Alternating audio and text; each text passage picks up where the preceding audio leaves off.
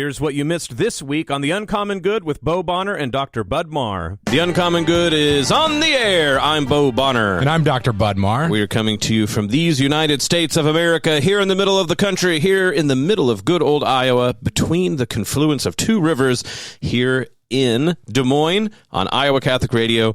So wonderful to have you with us. You probably know me as the morning show host on the Catholic Morning Show on Iowa Catholic Radio. Bud, what might other folks know you from? I am the Dean of Liberal Arts and Sciences at Mercy College right there in downtown Des Moines. So holding down the fort when it comes to our science, history, and English classes. We have been doing this for a while, folks, and it's so wonderful to have you with us here on The Uncommon Good.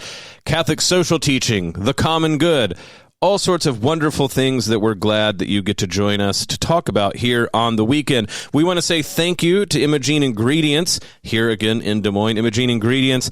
But I like to think of it that if you have a wonderful livestock, that you want to have shiny coats and just... I hope our show does something similar for the souls of everybody who encounter it over the weekend. Yeah, I was out in rural Iowa this past week and seeing some of the cattle and things out there, so my mind naturally turned to Imogene Ingredients. Certainly grateful they underwrite the show. So thank you again, Imogene Ingredients. You make all of this possible. On today's show, we have Bud actually calling in for a little bit. In studio, Dr. David Delio. He is an Uncommon Good All-Star. Always appreciated when we get to have him on air to talk about the necessity of the human heart over against the technological age as a continuation of our religion and technology series. So you're going to want to make sure to stick around. This is the Uncommon Good. We'll be back right after this.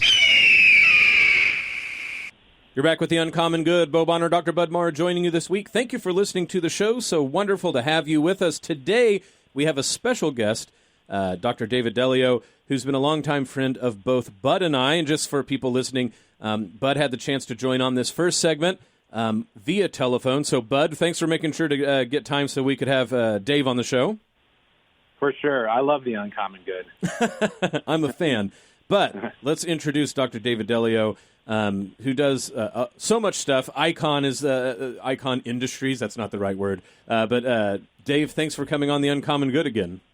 Thanks, guys, for having me back. I guess it was about 2 years ago. We were talking about something about John Henry Newman and liberalism and a paper I'd written. And it's been too long. You're definitely an all-star on The Uncommon Good. You've been on multiple times. So anytime we get a chance to grab you and get to talk to you, it's just too important not to. So just to remind listeners, we've been on this long run of talking about religion and technology. We'd got done talking about the Vatican II documents in light of that fact. So we're trying to hit some more occasional things as well. Dave, in your life, in education, in teaching, in formation, one of the things you hit upon, and hopefully people get a chance to catch the Catholic Morning Show when you talk about this as well in a sort of a more truncated version, you've really brought up the importance of us being made in the image and likeness of God, but how that has to do with the human heart. And there's a way that I think when we distill it down, what is necessary for Catholics in order to endure the technological age, it really can be sort of like boiled down to the importance of the human heart formed in the image and likeness of God. So let's talk about that real quick, Dave. Why is the heart so important, and why is it that maybe we have a too small or too shrunk version of what the heart means, and why it's important to have a good, robust definition of it in the technological age? Well, I want to start off with a quote So I wrote a dissertation in a book on St. John Henry Newman, and I focused on, it was on these letters that he wrote back in 1841, and the most famous of the letters, because Newman published it in some of his other works, but the most famous letter was the sixth letter, and because it's just this really unique kind of one-off thing that he wrote, and it was in a popular newspaper, so it would have been kind of like it would have been a popular blog, or it would have been something that would have blown up and become memed all over the internet. That's how popular these series of letters he wrote, but this one in particular. And it's been one that, people read these quotes. I mean, anybody who knows St. John Henry Newman knows his quotes, and this is easily my favorite one, and it's on my tag. I'm looking at my email. It's on the tag of my email. And St. John Henry Newman says, "The heart is commonly reached not through the reason, but through the imagination, by means of direct impressions, by the testimony of facts, events, by history, by description. Persons influence us, voices melt us, looks subdue us, deeds inflame us. Many a man will live and die upon a dogma. No man will be a martyr for a conclusion. And what St. John Henry Newman was saying is, in just thinking about the technological age that we live in, he was on the cusp of it. It was full speed.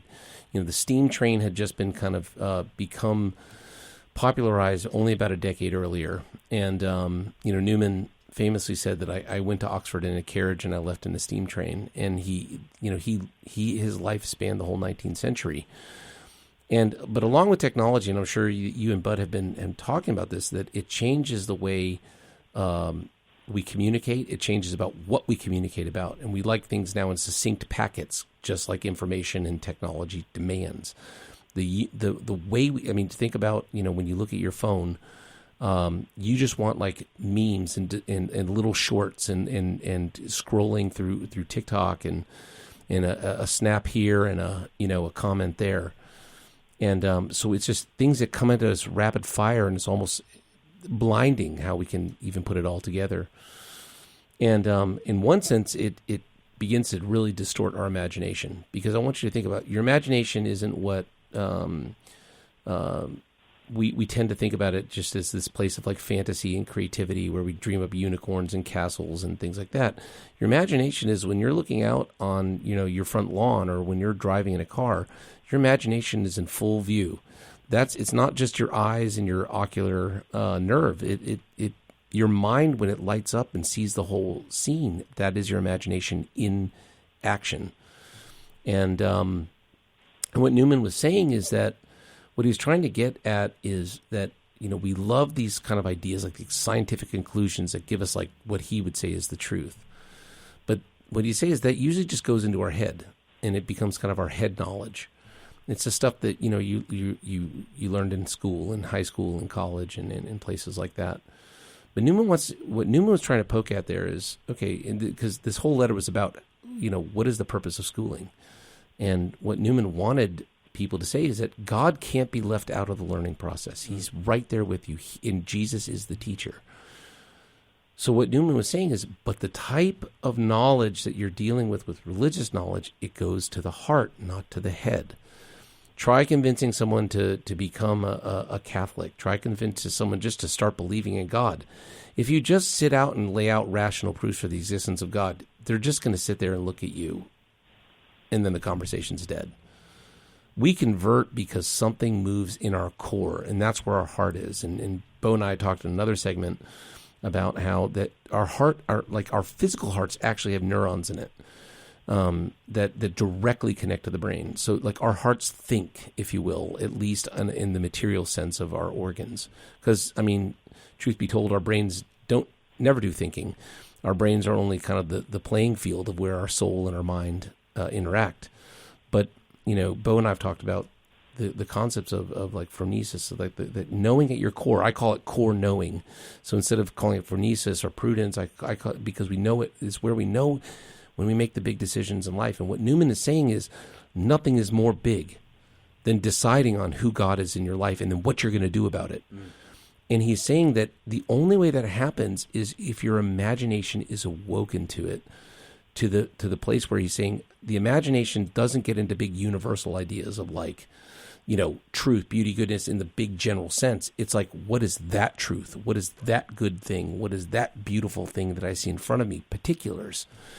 And that speaks directly. It's kind of like just a pure kind of entrance into our heart. And so, you can have that moment in church, or a friend just talks about that they're going through a tough time with cancer, and all of a sudden you find yourself weeping. People think, well, that's why they equate the heart with emotions. Mm-hmm. The problem is, no, it's the totality of what's happening in a moment. When you hear someone is dying of cancer or a birth of a child, and you feel emotional, the emotion is happening because of the knowledge, but it's because it's impacting your imagination in such a direct way. Yeah, Dave, I've dabbled in some Newman studies myself. And when just a little bit, bud. When I read Newman on education, I'm always struck by how prescient he was. And, I think sometimes where we're sitting right now in 2025 and facing various like technological issues and things like that, we sort of have this kind of rose-colored view of maybe Newman's educational context. But he was already attuned to, I think, some of the things that would become acute, like in the 20th and 21st century. So I don't know, what do you see as some of the trends that he noticed that he and how did he go about addressing them, right? Like when you mentioned technology in that last comment, it called to mind, Bo and I have talked a lot on the show about cultural ecology. His ecology at that time was shifting a lot, right? He saw things that were unfolding. That's right. I think Newman was, the reason why Newman wrote the letters was because he was arguing against a politician who just wanted to create this kind of secular scientific education and get kind of politics, the things that inflame our hearts, and get religion out of the classroom and just get the facts, and just, and then we're just going to have great model citizens who will just, do their job and leave all that stuff to the home or leave all that stuff to the church. And Newman was like, absolutely not. You can't have a functioning society. You can't have a functioning culture without that. And so he did see it coming. He saw the technological age coming like a steamroller. And in many ways, let's be honest, it has steamrolled us. That's why we're having to have this conversation. You guys have been having these long conversations. I think one of the things that my brother-in-law is really a recognized expert in artificial intelligence, and we talk a lot about it. And I said, one of the things that we've gone back and forth is I said, no matter what at this stage, and you can try to kind of model it or simulate it, but computers can't sense. And if you can't sense, then you can't imagine. And if you can't imagine, then you don't know really what you're doing, because the imagination kind of is the first frame of all of this. And I think what Newman was saying is that therefore, or where Newman was on the cusp of this, is that the scientifically deduced fact, or even, and AI can be a great tool, but you just have to recognize its core limitation is we as human beings while we're in the womb and right out of the womb, our imaginations are just exploding, and they're feeding us. When your mother smiles at you for the first time, that's not a concept in your head. That's direct, right? And it's not just a feeling either. It's like it. And the feeling of being held and being loved as a child, and that goes all the way up into all. But those are the things that take shape in our imagination. Our imagination is not pictures. That's one of the key things you asked me about at the very beginning of the segment. Like, well, where are we at this with the problem of the heart, and how has it got distorted? Well, one of it is that our heart gets distorted because it gets shifted to, well, it's just about the emotional life. Our imaginations have gotten ruined because everybody thinks that's just picture thinking. Mm-hmm. But the word imago, it means statue or shape. And so a sound can be an image. A word can take an image. A smell can be an image, right? Because it forms into you. And just think of your mother's kitchen or your favorite place to eat. When you walk in, that's your imagination. It's not just your senses telling you, I love this place. When you say, I love this place, or I love this food, or I can't wait to eat, that's the imagination speaking to your mind that then speaks to your heart. That's why we have like comfort foods and heart foods and things like that. So I know I'm kind of, Bud, your question was way too profound and I'm botching it, I know, but I'm trying to fit a bunch of things into this. But I just think about that your imagination is not simply picture thinking. It's all of the senses kind of coming together in this beautiful kind of symphony in your mind, and then your mind and then your will starts making choices on what to do with it. Well, Bud, and hopefully this will elicit another question to ask to alley-oop you talking to Dave. This reminds me that in our discussions of the Vatican II documents in terms of cultural media, religion, technology, that clearly there was a disconnect in the area of imagination. And not just like, as we said, fanciful thinking or, like what would be Nito Mosquito, but you start to see that what was emerging as an imagination of what the future could look like was soon waylaid precisely because of an environmental shift that began to happen. But I guess to your question, and maybe you can ping-pong back to Dave, isn't this like the sort of fundamental idea? It's not like, why is it important to talk about religion and technology? And then we say, well, clearly technology is driving all sorts of questions, it starts to be a question of what do we even imagine technology to be, and how we have a human role in inhabiting a world where technology so profoundly captures our imagination. Well, and this is where, Dave, I appreciate the fact that you've been bringing it back to anthropology. And this is going to be sort of an intense comment for like a radio conversation, but I think about like Marxist understandings of history that like materialist causes fundamentally drive history. I think what you're seeing in Newman's time, and I'd be curious to what you think about this, is that like there were these ideas that became central to how people thought about the person. And so Newman's looking out at this, and he sees folks like Bentham. I'm trying to think of other figures that he mentions, who he says, like, well, their understanding of the human person is fundamentally unreal, right?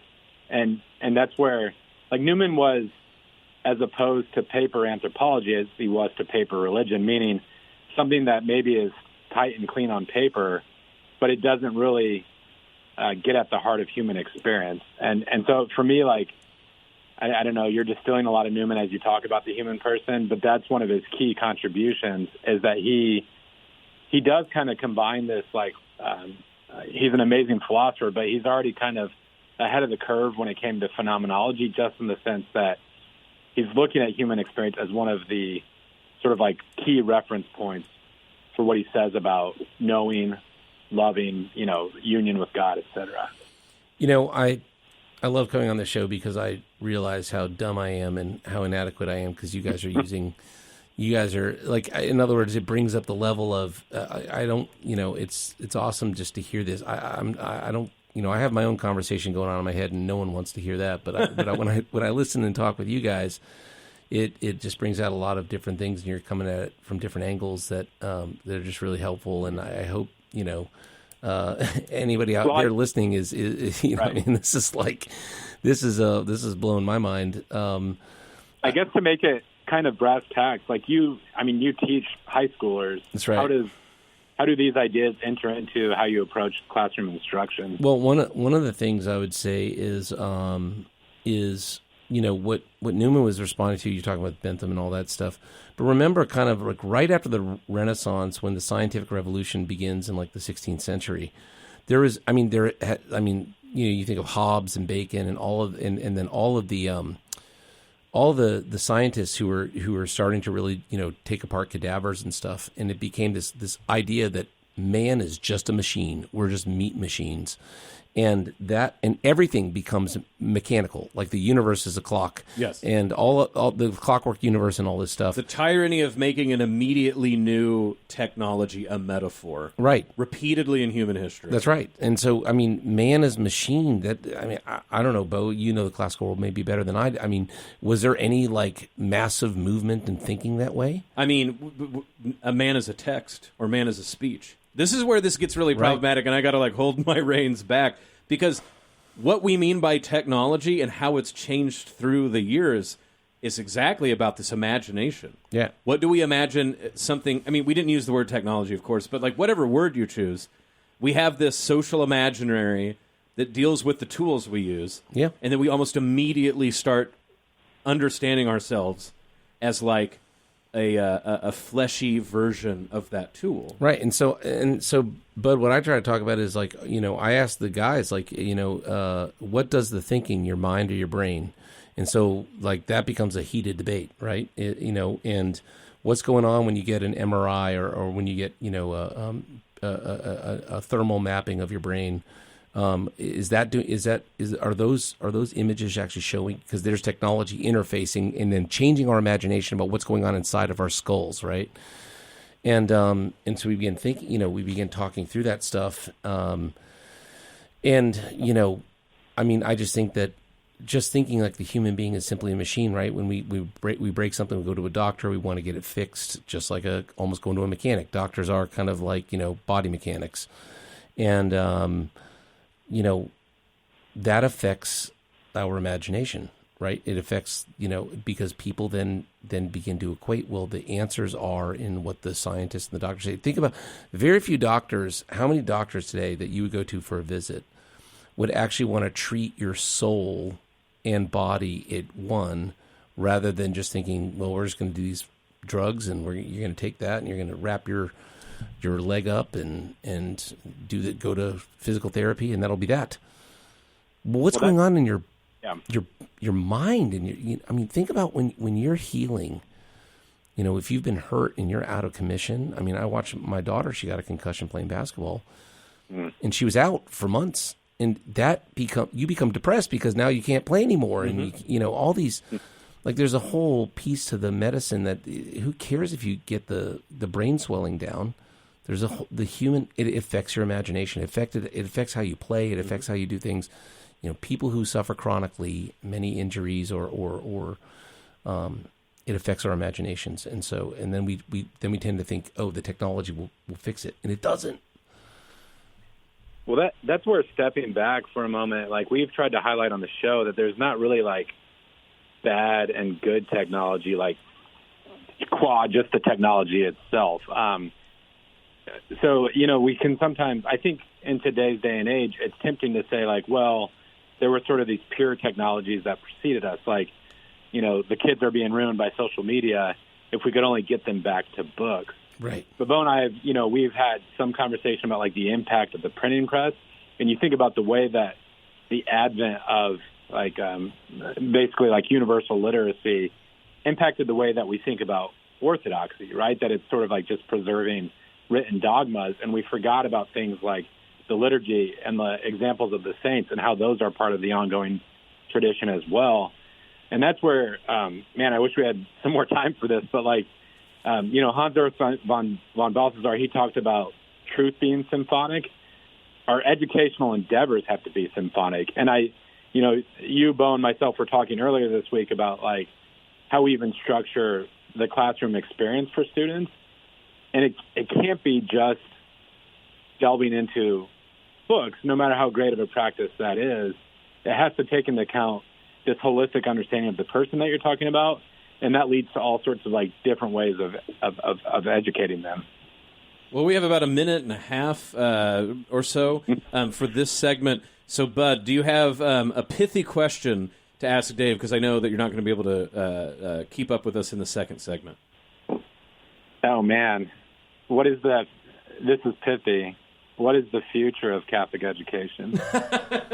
3 minutes, Dave. Do I have like a minute? Yeah, 3 minutes. But here's touching back. You asked what do I, because I am teaching high school and happily so. What's the change? And I would say the change that I've made, because precisely what you're talking about, that the printing press, the idea that the only way to be educated is to like read 800-page novels and books, that's actually super new on the human scene. Mm-hmm. And if you actually pay attention to Plato, it's all about dialogue and back and forth. Right. And then they get written down because people would preserve them in their hearts and in their memories. And so what I try to focus on in my classroom is I actually try to get away from the written text and from screens. And I really try to make my classroom about the exchange and dialogue and conversation. Young men need to learn how to speak to one another. I teach at an all-boys school. How do you have real disagreements? How do you have debates? What I find with guys is that they'll go at it like they want to go at it with sports. But now you got a place where you're going to get the jock and like the really intellectual kid. Now they're on a different playing field. And the intellectual kid, they get as competitive and they want to go after things just like the jock does on the field. But now they're in a different forum. And I'm like, this is what actually Aristotle's Lyceum was like. And This was what Plato's Academy was really like. And so what I'm saying, you're asking what the future of Catholic education is. I think one of the things we have to retrieve is the oral and dialogical traditions that made the scholastics great, that made the fathers great. So it's not a back to the future. It's retrieving what we've had. It's a racehorse mount and bringing it back. This is how we Catholically educate. Absolutely. Marshall McLuhan, retrieval. Perfect. Well, hey, Bud, thank you for joining us on this segment. We'll miss you on the next one, but we'll catch you on the flip side. Thanks for being on your own show. We almost made it the entire segment without a McLuhan reference, but I'm glad we sneaked it at the end. Yeah. You know me. I'm going to just throw it in there in the end. This is The Uncommon Good. Bo Bonner, Dr. Budmar. Stick around. We'll be back right after this. Back with The Uncommon Good. Bo Bonner, Dr. Budmar joining you this week. Thank you for listening to the show. So wonderful to have you with us. Bud had to check out for the second segment, so now it's just me with good old friend Dr. David Delio, All-Star of The Uncommon Good. This has to be like your 300th appearance or something like this. It is. It just feels like it's home. So we're talking about the necessity of the human heart in a technological age. We really skewed talking about education in the first half of the show, which makes a lot of sense. All of us are educators, and in many ways that's what we've talked about a lot, especially through John Henry Newman. But to sort of come back to this question about the heart and technology, which I think the conversation we had the segment before really sets up. So, Dave, why is it that the heart is so elemental in dealing with the technological age? I want to throw this out to you, that one of the sort of hallmarks of the digital technological age, being very specific, is the fragmentary nature of digital information. Now, in two ways. On one hand, right, how digital technology literally works is it fragments literal signals, puts them into packets, shoots them across the universe at the speed of light, sound, whatever, and then brings them back together. And what you start to see, and this is something that I gave said in a talk that I gave, the spiritual discipline of the algorithm is fragmentation. Like, that's its discipline. It wants to fragment you.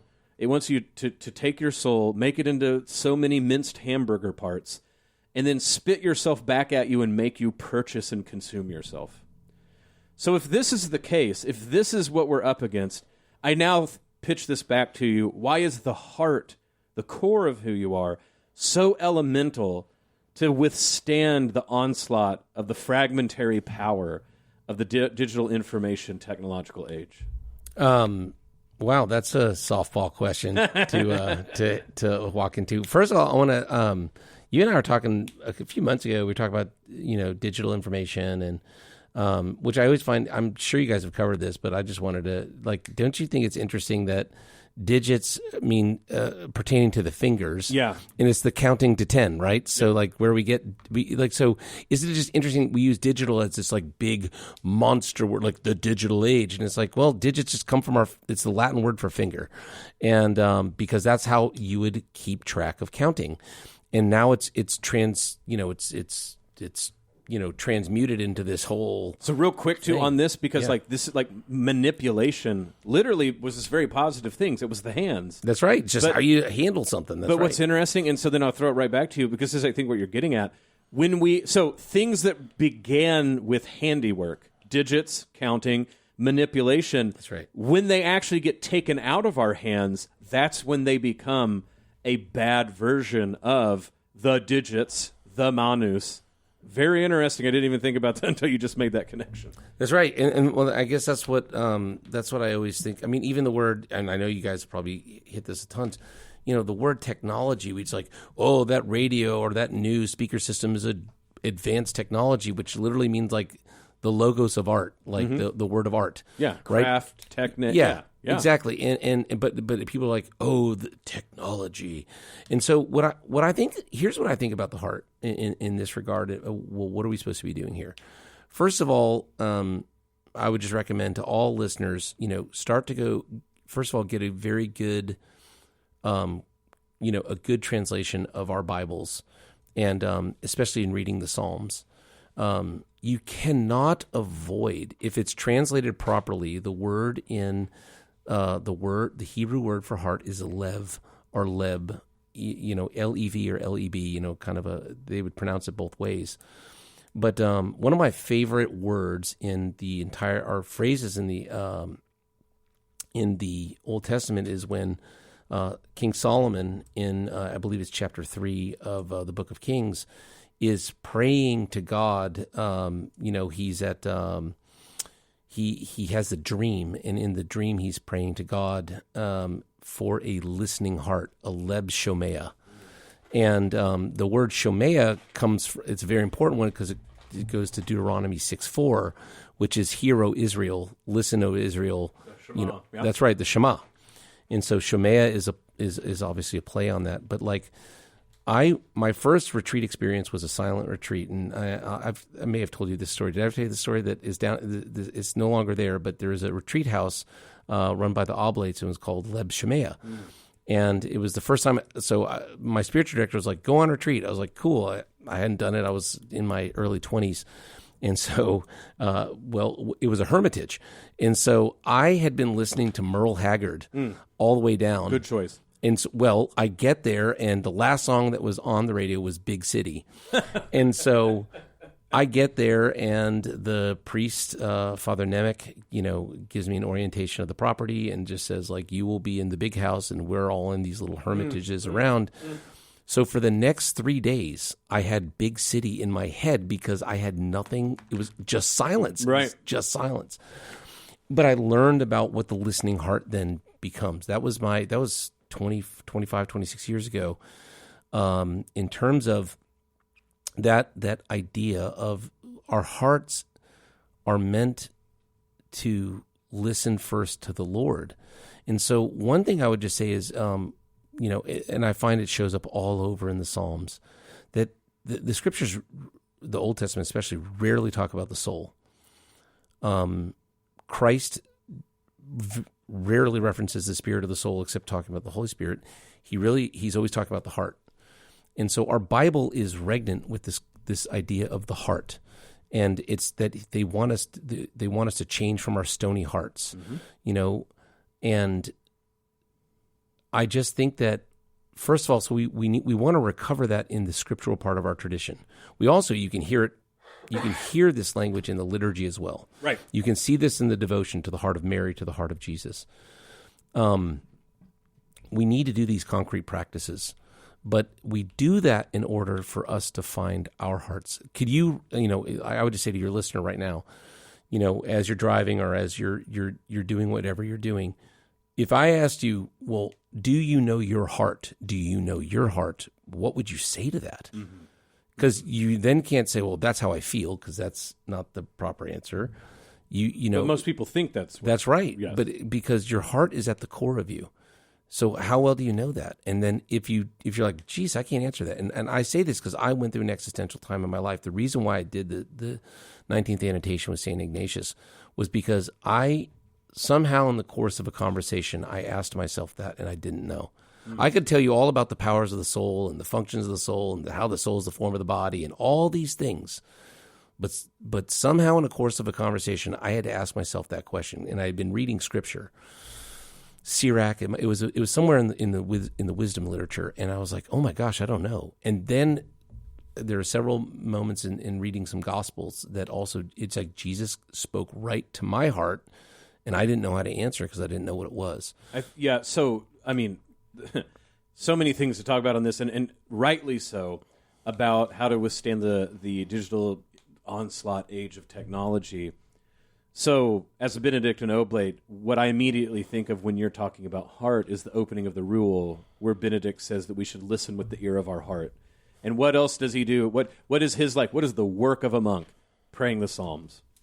And so, when you think about this, right, that the answer is sort of twofold. We sort of have two answers. And one of them is the inner life, which is our heart, where we are, I've started to say this more, that, when we talk about the priesthood of all believers, it's because your soul is a temple of the Holy Spirit.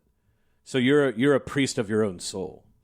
And so the heart, as being the core of this, right, the holy of holies, as it were, of who you are. That's right. If you don't listen, you're not going to be able to have this imagination that can withstand the onslaught of the fragmentary nature of the digital information technology. And so in a similar way, if you go, but how do I listen?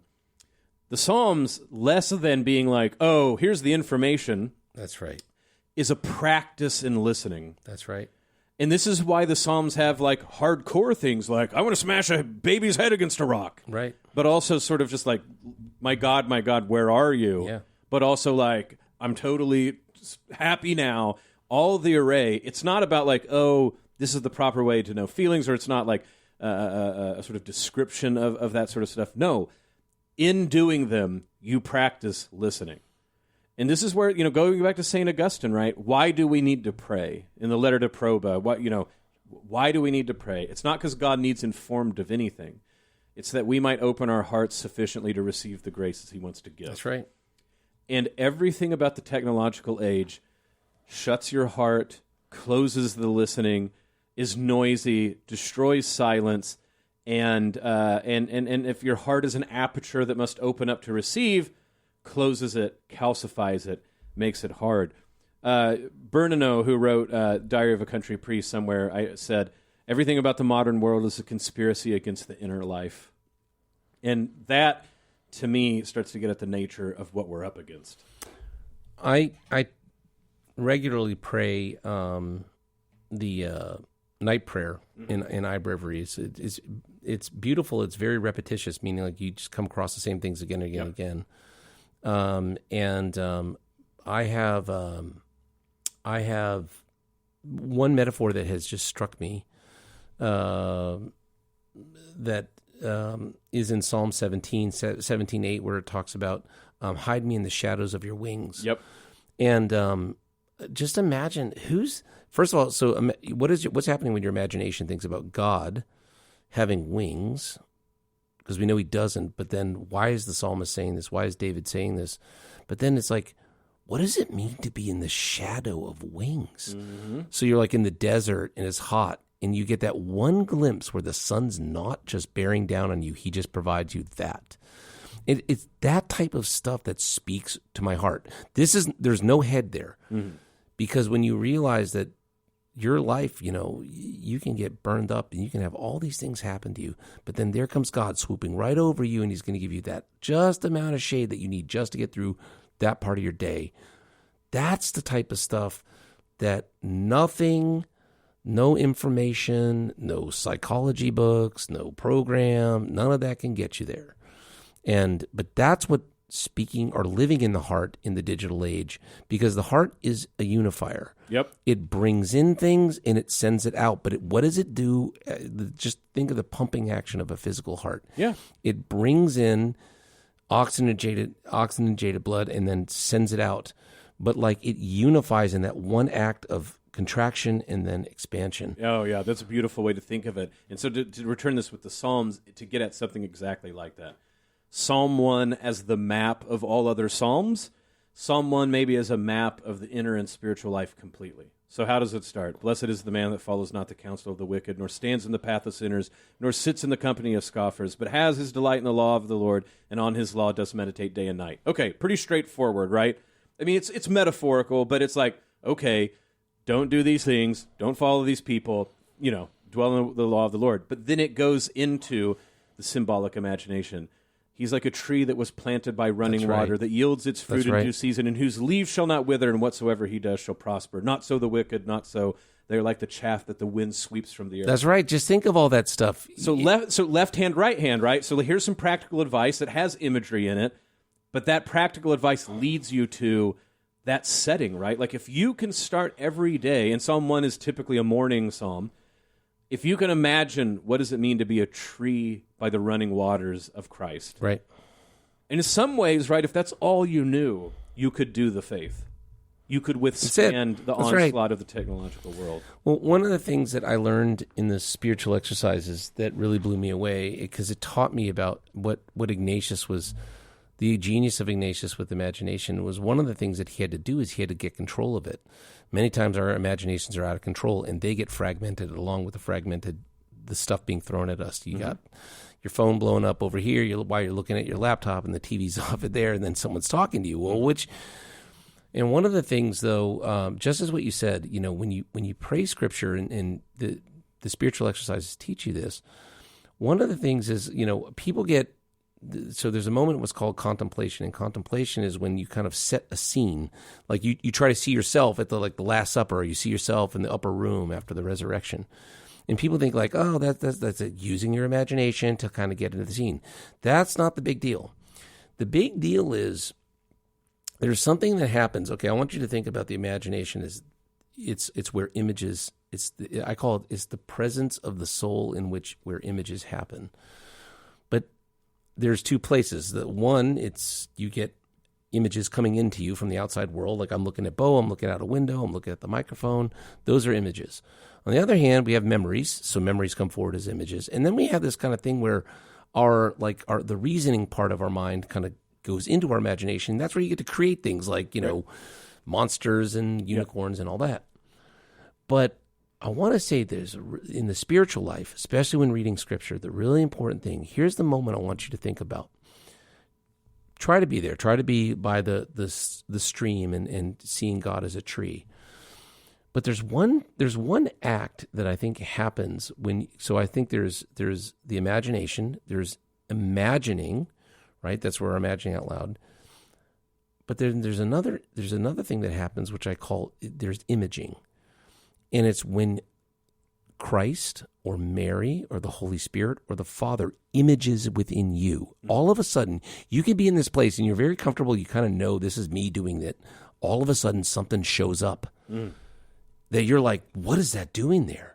And it speaks to your heart. When God speaks in your imagination, it goes right to your heart. And I was telling you in the story about earlier how like I was having this thing with Jesus. I was walking with him. All of a sudden he turns to me. He says, I gave you icon. This is my concept of icon. I've had many such things like that where it will be kind of out of the blue. Like you don't see it coming. And then you realize, I'm not doing that. They're talking to me in a way that makes sense, though, because we use our imagination all the time.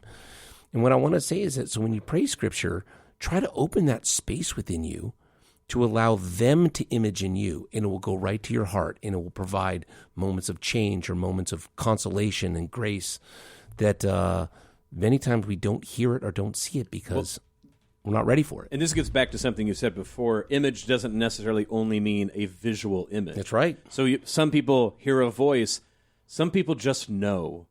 But that sort of like just knowing, that's also an image. That's the image. Right. That's and right. that's a sort of nomenclature thing where, because of the trick of English, we've missed this point. That's right. So the imaginary, the imagination, the image, it doesn't mean a visual thing, I could just from knowing you, Dave, you have a very visual imagination. Yep. I don't. I almost have one bereft of visual imagery. That's right. But I can very clearly say multiple times in my life where, yes, God put an image in me, and it felt just like a sort of, like an automatic download, as it were, of a whole thing. That's right. Right? And it's hard to explain, but it wasn't a picture. And I think that might be a way to say it. Image is different than picture. It's not a picture. That's right. And for some people it is. Some people have pictures in their minds. But like Bach didn't see pictures of notes. Correct. Yeah. That symphonies sometimes would come as like a little line, and then the entire symphony would break open in his mind. Yes. Yep. And he was a praying man. He was a very, very spiritual man. Most likely there are times when the Spirit, Handel's Messiah. Mm-hmm. You don't think the Holy Spirit wasn't providing images of notes? It wasn't just Handel just working out a symphony on paper.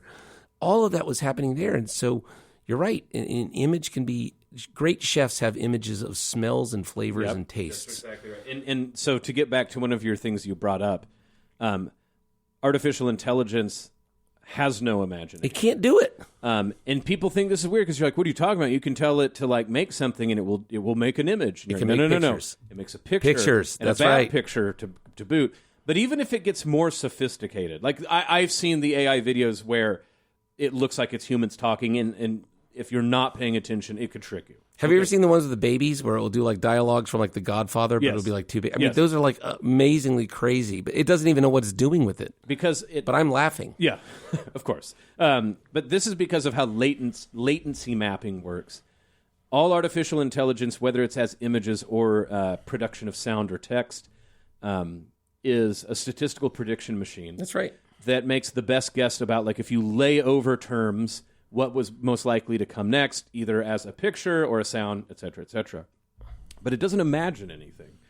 But funny enough, you mostly do as a human. Now, you can have it beaten into you so much that you think of yourself as like a meat AI. Yeah. Right? Like you're just a bunch of bone, bloods, and meat that makes the statistical decision about what I should say next. You can actually go through life mostly doing There that. are philosophers who push that out there. Absolutely, they do. But what's funny is like they sort of get in their own way because, for instance, when Bentham comes up with the principle of utility, which I think is fundamentally flawed and writing against in my dissertation, it's his imagination that came up with it. It's flawed, but a machine wouldn't self-produce the principle of utility, right? Because it can't even imagine erroneous things. But he comes up with the principle of utility in part because he's dealing with like pleasures and pains. A pain also creates an image. Yes. Like a pleasure creates an image, but the image isn't a picture. I mean, think about when you eat a great dessert or a piece of pizza, you're actually having an imagination explosion. Yep. You don't know what's going on. Like you're not looking in your mouth chewing the food, but that is an imagined event. It's creating tons and tons of pleasure in you, and you're like, man, I want more pizza because this is so good. So you have this imagination, and then the heart, as you said, this core of who you are, joins together, like you said, like a contracting physical heart, all of these things into an image, then that makes your will decide in a deep way what to do. And then like the heart now pushing the blood out, releases it out. You release out into action. That's right. This is what is necessary to stand against the onslaught That's right. of the technological fragmentary age. Why all of this is so important. The heart centers our heads too. You know, I mean, you need your heart to get your head in order for reasoning and all these things. Yeah. So, look, Dave, this has been a brilliant talk. Glad we got to have Bud in the first segment. Wonderful segment this time as well. But we need to be wrapping up here, and I want to make sure to take time to give you a chance to direct people, if they're interested in what you've been talking about, what you're up to, especially with Icon. Where can they go find more about what makes Dave's heart tick? Well, so I have a website, Icon Core Education, iconcore.com. It's in my kind of ministry or mission is Icon Core Education, but it's really about teaching about what does it mean to be made in the image and likeness of God and getting to the heart. And so I focus a lot on temperament and character and virtue in my kind of own unique way of learning through Augustine and St. Thomas and St. John Henry Newman and St. Ignatius to try to get there. My website right now it's being built. So you can go there. There's some essentials on there, but there's going to be a lot more content rolling in there, especially on the stuff we're talking about. And I just appreciate this forum. Many times I have these conversations going on in my head, and I'll talk about it with my students. But there's only so many hours in a day. But having this depth to be able to do this on the Uncommon Good is just such a blessing and a gift. Absolutely, you're an Uncommon Good all-star, and we appreciate you so much coming on here, Dr. David Delio. Like we said, go check out his website. This is the Uncommon Good. Bo Bonner and Dr. Budmar. So happy to have you with us here on the weekend. Make sure to go to iowacatholicradio.com to either download other episodes that we've had or other people's live episode, the local programming. This is the Uncommon Good. Bo Bonner, Dr. Budmar. Stick around. We'll be back right after this. Thank you to Imaging Ingredients. Like we've said before, you make this show possible, and we are very, very grateful. We hope you've enjoyed the show. Talking about the necessity of the human heart in a technological age with good old friend Dr. David Delio, all-star of the Uncommon Good. This has to be like your 300th appearance or something like this. It is. It just feels like it's home. Bud, great show. How can people join us with our prayer life here on Iowa Catholic Radio? So please do join us in our prayer life. You can go to iowacatholicradio.com and click on the program schedule. That will have all of our great talk shows and things, but also a schedule of the prayer life here on the radio station. In a similar way, if you want to see what's going on in and around the Iowa Catholic Radio listening area, you can go to iowacatholicradio.com, click on the Iowa Catholic Radio events, and you'll get to see all sorts of wonderful things, how you can join in on the fun that's happening in the listening area. And folks, remember that this ministry is not just the people on the mics, behind the boards, or behind the desks. It's your ministry as well. You make it possible with your prayers, with your volunteer hours, but very much so with your donation. So please make sure to consider donating to Iowa Catholic Radio by going to iowacatholicradio.com and hitting the donate button, or you can go call 515-223-1150, call or text 515-223-1150 to donate. Bud, great show as always. For sure. Thanks, Bo. This is the Uncommon Good. May Jesus Christ, the Prince of Peace, reign in our hearts, our families, city, state, nation, solar system, galaxy, the whole kit and caboodle. This is the Uncommon Good, and we'll be back next week.